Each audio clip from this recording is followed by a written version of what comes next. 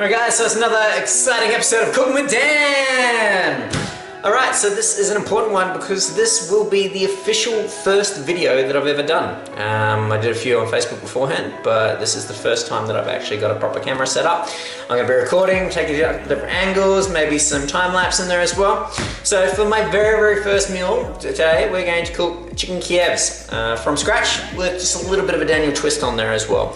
To accompany that, we are going to be doing a green sweet potato mash, something a little different. A lot of people wouldn't have done anything different with their mashed potatoes before, but we'll spice it up, make it a little bit different, something special for the first time round. So we're going to switch down to the next camera and we're going to take a look.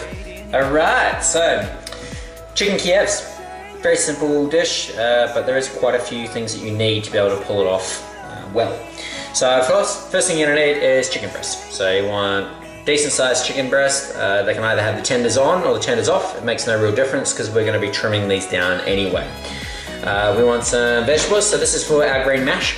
So our green mash is going to consist of sweet potato.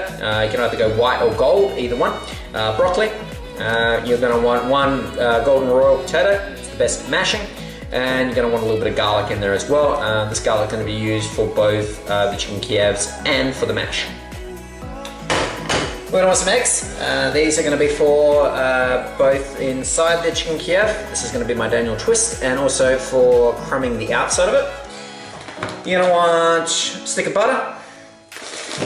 So panko breadcrumbs. You can get panko breadcrumbs from any supermarket. You can use normal breadcrumbs. These just come up with a little nice crispiness on the outside, so that's why I tend to use those. You're going to want just some plain flour. This is for the crumbing process. You're going to want some oregano, salt, and pepper. Alright, let's get straight into it. So we're going to take our chicken breast and a nice sharp knife, and from the breast side, so the round side of the breast, we're going to put our hands down flat onto it, and what we're going to do is evenly split this bad boy in half. This is a really big breast, so I'm only going to need about half of it for each one. I'm going to open that up. Right, so now I've got a nice flat, even amounted chicken breast. So it's about the same thickness all the way through. This extra piece we'll take aside and use that for another dish. And we'll do that again on this one here.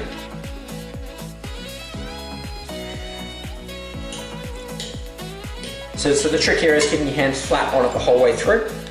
By keeping your hand flat on it the whole way through and spreading underneath the knife, you get a nice even consistency. You can feel the knife tilting, and that way you'll get it all the way through. So again, we've got a nice chicken breast there. It's about the same thickness all the way through. So what we do is we're just going to use the back of our hands, and we're just going to give that a nice little light pounding. What that does is just flattens out the chicken as well. And we have the basis of our chicken Kievs. Right, here comes a little bit more tricky part. If you've got a skinnier knife, it's much easier to do this. I'm just going to use this knife because it's just as easy. As far as I'm concerned, you now flatten it down. Now we want to make an incision. So there's multiple different places you can make the incision. It's really up to you. Tend to try to go from the fattest part of the breast first. So what we do is we slice in. And we're going to stick that knife in, trying to keep the knife level without piercing through to the other side. And we're going to make a pocket inside the breast.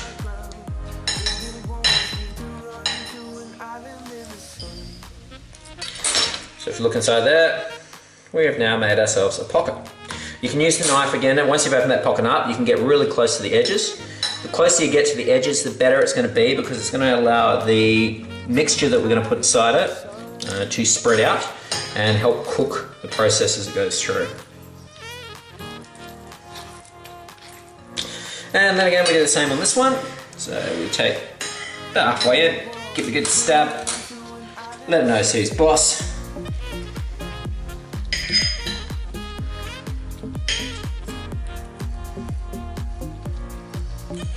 And so we've got ourselves a nice pocket. Again, stick my finger in there, and we've got ourselves a pocket. So they're the basis of our chicken Kievs. So we'll put those two pieces of chicken aside.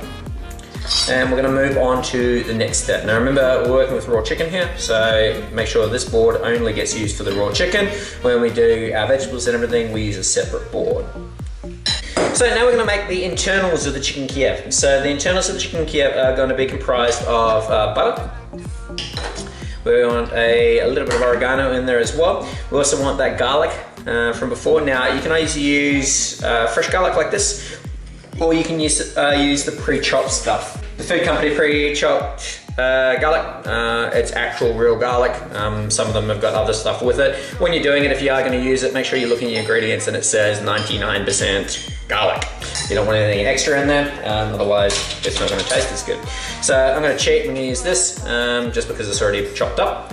We'll use the real garlic in the mash that we're going to make a little bit on. So what we're going to do is we're going to get a teaspoon worth of garlic in there. And what you do is that teaspoon is the base. We're also going to get our butter. I'm going to open this up. So this is a 250 gram stick of butter. I'm going to use probably about a quarter of this to make up my mix.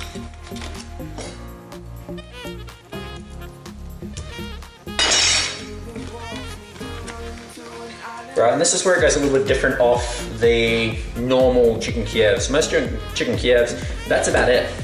You've got butter and garlic, a touch of salt, and maybe a little bit of herbs in there as well. I'm going to add an egg. It's going to give a little bit of consistency. It's also going to make sure that when you have your chicken Kiev, it doesn't have the butter gooing all out of it every time that you try to cut into it. So I'm going to add just a little bit of cracked pepper in there as well. And we're also going to grab a touch of salt. And we want a little bit of that oregano as well.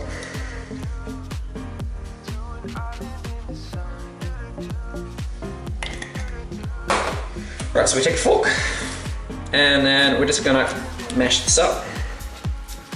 Now it's a good idea that butter, being real butter, it will be quite hard if you have just taken it out of the fridge. Try to leave it set there a bit. If you're type of those people that actually leave your butter on the kitchen bench, well, good for you. But as far as I'm concerned, it's a milk product and I like to keep it in the fridge.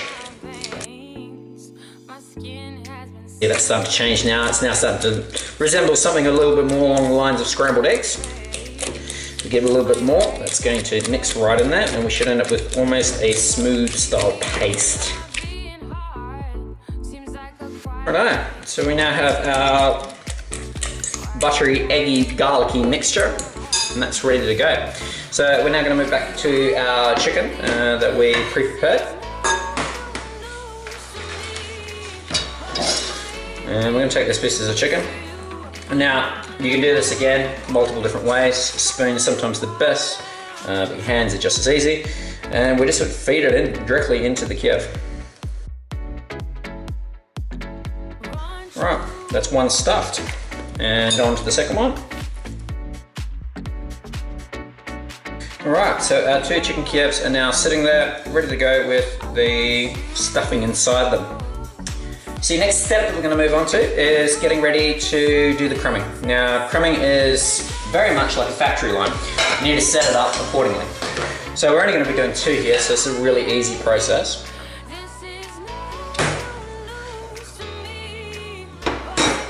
So I want to take an egg and we're just going to crack it into a flat bowl if possible.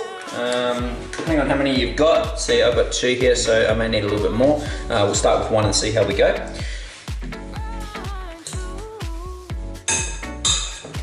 And we just want to whisk that up. So what we're making here is an egg wash.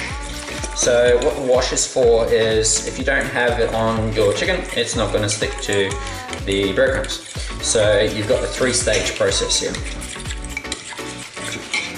On this side, I'm going to go with another egg as well.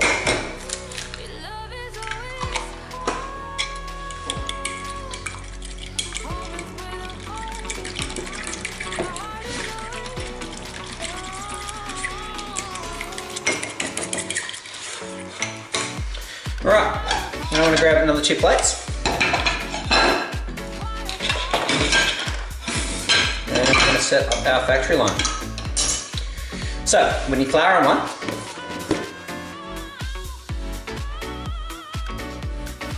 Good help in the flour though. And then we want those bonito breadcrumbs.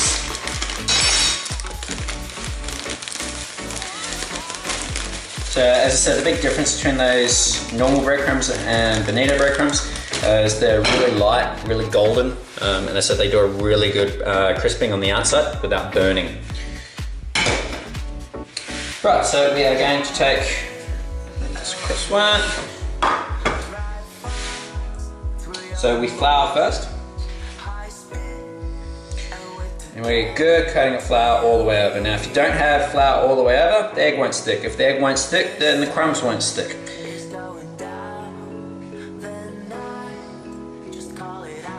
So we drop it into our egg, stick it across, let the excess drain off, and then into our bonito crumbs.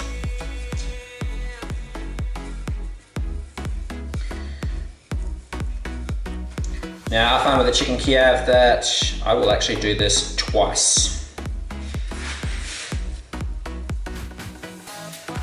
This is going to double crumb mine because the second step to go through and everything, we are actually going to bake these. So we egg drip it again. Beautiful. And then into those crumbs again.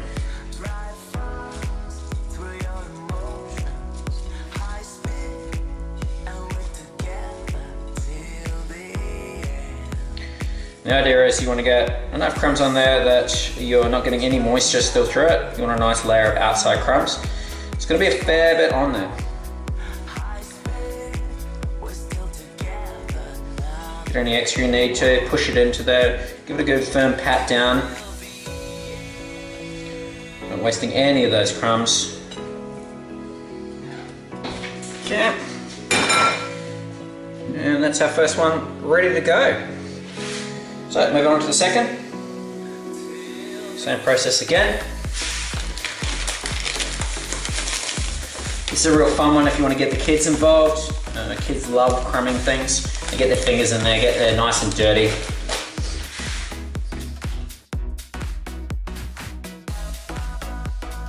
And there we have it. 2 beautifully crumbed, ready to go chicken Kievs.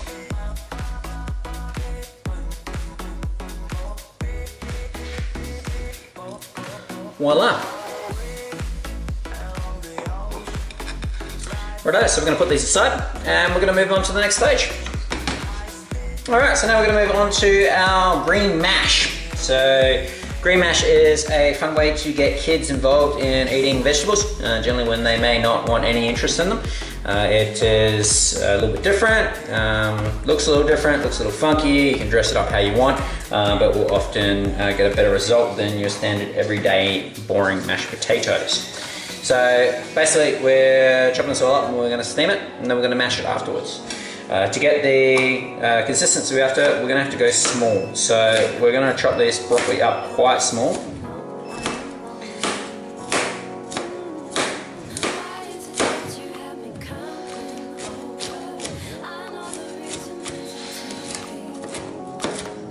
Any which way, we just want it nice and small so when it comes to the mashing stage it's nice and easy to mash.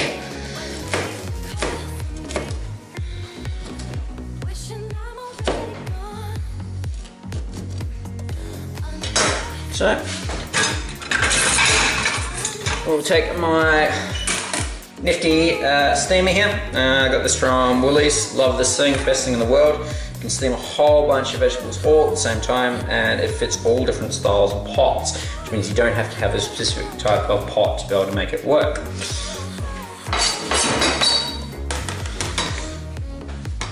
Right, now plenty of people like to peel their potatoes when they do mashed spud. As far as I'm concerned, the peel is partly where all your best nutrients and everything are. So if you can keep it on, better. If you want to get around having to worry about getting that texture, make sure you scrub it really good. And then we'll keep this nice and small as well.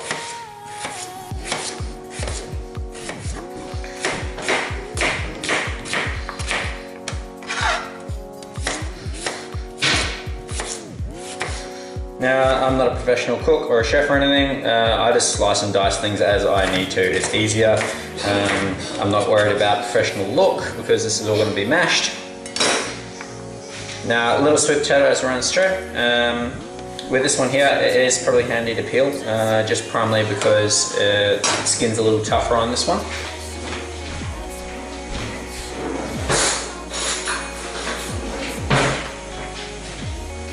So for people that haven't seen one of these style of peelers before, this is what you call a side peeler.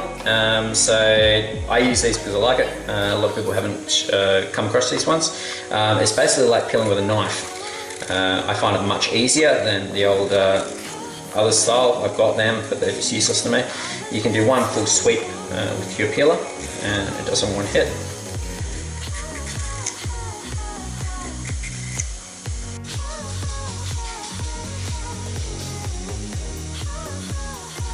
Alright. And then again, we want to just head and tail this to get rid of the crappy bits.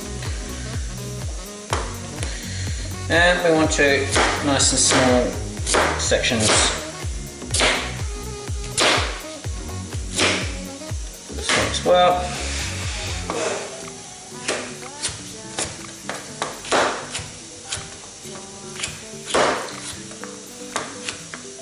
So because we're steaming this, it doesn't really matter what it looks like. All we're doing is going to mash it up anyway.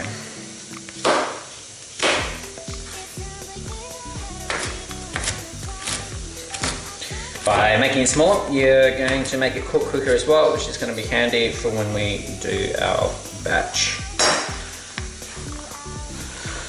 Alright, straight on top of the steamer.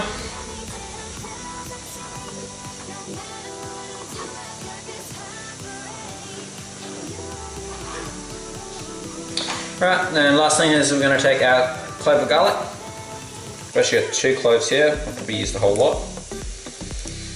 And peel it. In a later video, I'll show you a trick to peeling garlic if you're doing a large amount, but because this is just 1 clove that we're getting, I'm not worried too much about it.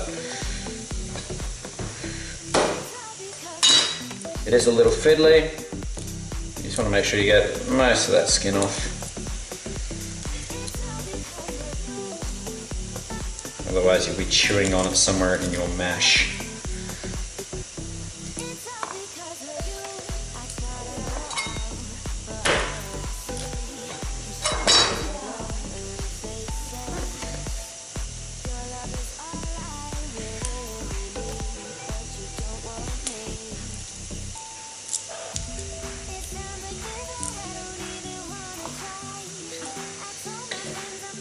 And to make this easy, what we'll do is just going to use the flat edge of the knife and give it a good squish.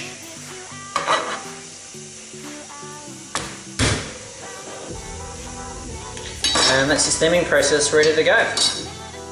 So we'll move from here across to the stove and we're going to show you what we're going to do with these lovely Kievs. Cook them up and get it ready and show you how we're going to go about the steaming process of getting these ready to go as well. On to the next process. Okay, welcome to my stovetop. Okay, what we have is a this is a Southman oven. I picked this bad boy up at the auctions. It fits into my kitchen beautifully with my stainless steel bench tops I went through. What we're going to be cooking on today is a combination of my masterclass pots. So this is courtesy of my darling mum. She passed these down to me when she upgraded. And this bad boy here. So this one's got a story behind it. This is a Jamie Oliver by Tefal pan. It's a really expensive pan. When I was living in Perth, I was in an apartment block and I went down to throw out my rubbish one day and everything, and I spotted this bad boy in the rubbish bin. Covered in grease, fat, grime. I took one look at it and it came home with me, and it's been with me ever since. It's probably one of the best pans I've ever owned. It's good, solid copper base on it, good, thick and non-stick. I've been using this for over 10 years. Best pan I've ever bought. So the process we're going to do here is for the chicken Kievs is we're going to lightly fry these in a shallow bed of oil, and then we're going to put them in the oven to bake. The baking process and everything is going to cook all the way through and get that butter and garlic mixture and everything to melt inside it and give that nice gooey flavour. While we put it into the oven, we're going to put our vegetables onto steam, and then we're going to mash them. By the time that's ready to go, our chicken Kiev should be ready to bring out, and we will plate it all up and we'll get dinner on the roll. Right, so we're going to light this up.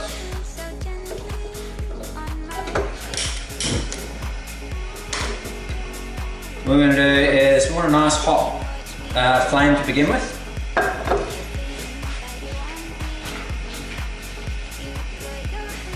And we're going to grab some, just going to grab oil here, and we want about, I don't know, 1/2 centimetre deep in the pan. So we're not deep frying as such, it's more, I don't know, sizzling, I call it. But we want to get that so the oil is nice and hot. So there's a couple of ways you can tell when your oil gets nice and hot. When it spreads out, it'll go nice and even, it runs through. What we're looking for is little bubbles to start forming in the oil. And when that starts forming everything, you'll get a few little wisps coming off the top of it. We want to get the oil hot, but not to the point where it's burning. So if you start seeing too much smoke coming off it, you immediately know that it's burning. So we're just looking at that, keeping an eye on our pan around through. I don't know how well you can tell in the video and everything, but I'm just starting to get a few little wisps of smoke coming through. If you really want to check, the easiest way is just grab a couple of your bonito flakes that you've got off your drum, stick it on there and wait for them to see how they sizzle.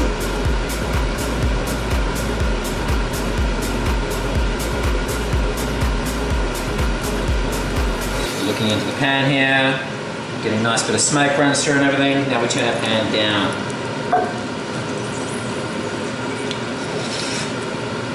Right, so we take our chicken Kievs, and it's as simple as laying them down into the pan.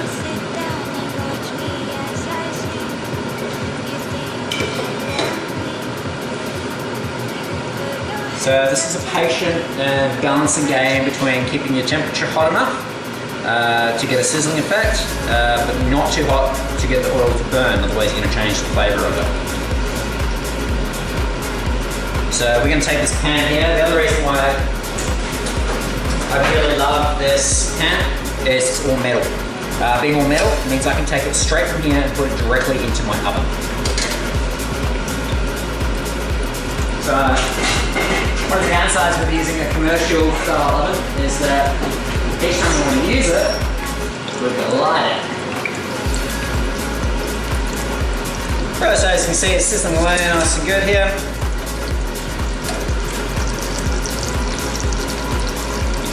Again, checking your heats and temperatures to go through. Right, so I've got my oven set to 200 degrees. So as you see, I'm just going to turn that bad boy over. Look at that beautiful golden texture on top.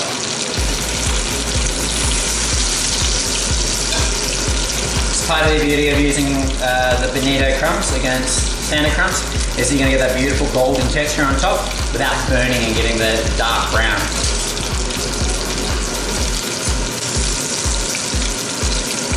And we're just about there for colour now.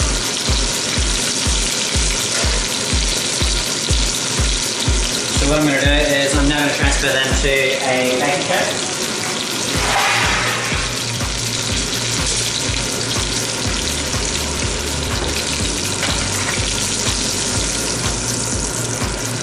And put them in the oven about 200 degrees Celsius.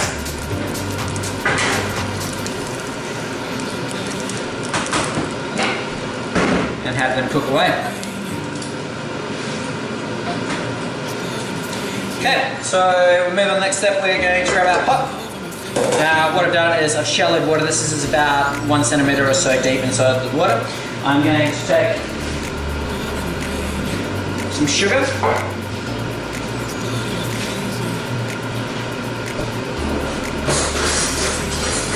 And I'm going to get just a teaspoon of sugar and I'm going to put that into the bottom of the pan. That's going to help sweeten out my mixture. Put the lid back on that and we're going to bring that up to the boil. And with the magic of the camera, we are already up to that boiling stage. So I'm going to grab my steamed vegetables and I'm going to place them directly into it. Place the lid on, and we're going to steam that until the vegetables get nice and soft. So we want to get all the vegetables really soft. By getting them really soft, it's going to be easier for us to mash them. So we'll come back in a few seconds when that's ready to go.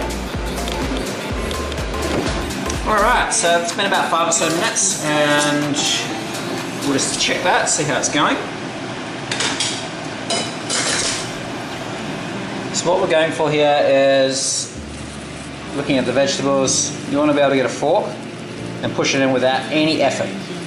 If there's no effort there, it means it's cooked all the way through and it's ready for mashing. So that right there is perfect. We'll turn the gas off to that. What we'll do is we'll go down and we'll have a look and check on our Kievs and see how they're cooking as well. Look at that, beautiful. They've goldened up nicely, chicken's cooked all the way, so we can also turn the oven off now as well. So we'll leave them in the oven and we'll get ourselves set up ready to go to make our mash. So we'll take this across.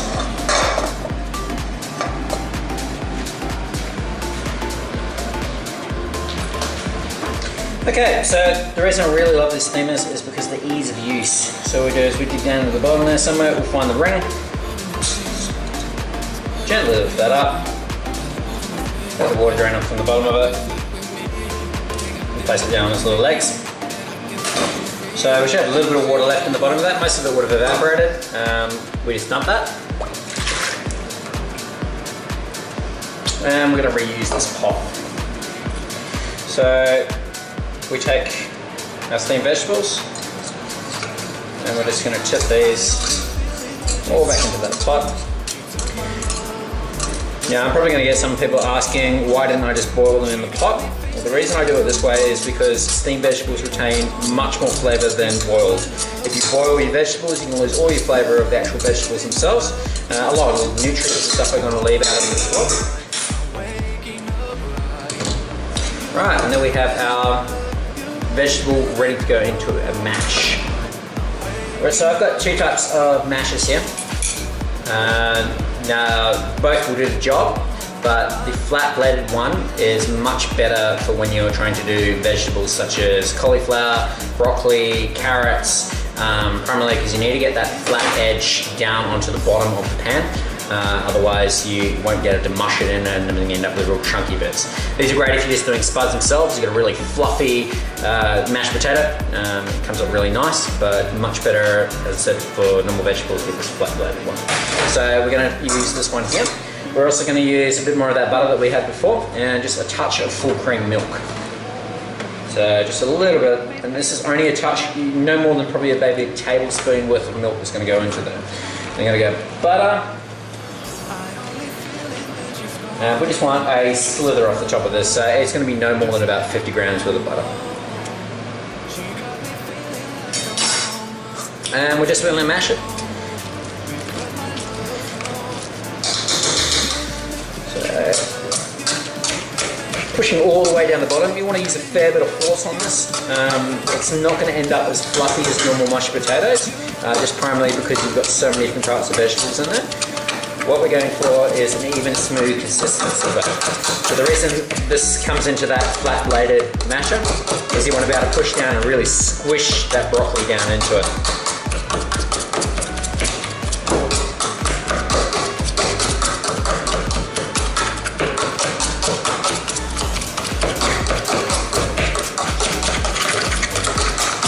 So what we're going here for is an even colour. So because we had sweet potato in there, the sweet potato's got those little yellow flecks. It's going to look really weird if you have those yellow flecks in there, so we're trying to really mash that into it. You are going to have the tops, the flowers of the actual broccoli there speckling through it. You can't change that. And as I said, when I was peeling my potatoes, you don't even know that the skins are in there. But you haven't lost any of that goodness and flavour and nutrients that you would have lost if you had peeled the potatoes off.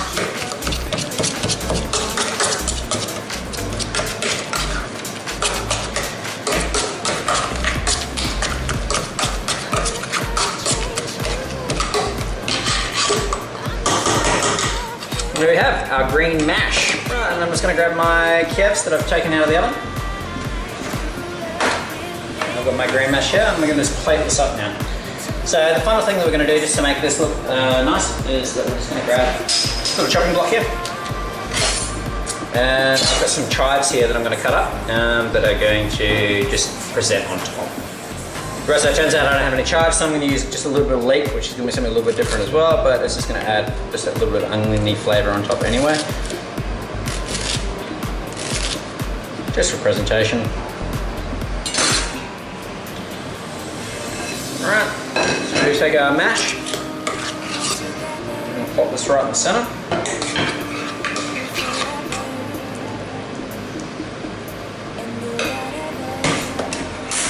And our chicken Kievs.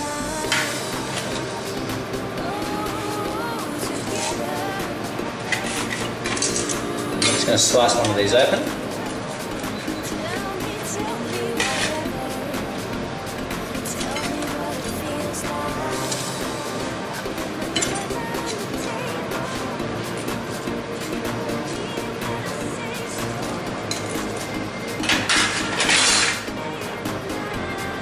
And a few of the leeks on top. And here we have the end result, guys. So we've got our green mash done with potatoes, sweet potatoes, and broccoli. Chicken Kiev, Daniel style, with a little bit of egg there in the center of it, and a bonito crust laid over the top of our green mash, and a nice crispy batter that's on the outside been baked. This is Cooking with Dan. This is my very first video. Thank you for joining in, and I hope that you will become followers and you look forward to my future videos. Hopefully we will get better at this as we go, and we'll have a really good time as we do. Again, that's Cooking with Dan, and this is Chicken Kiev.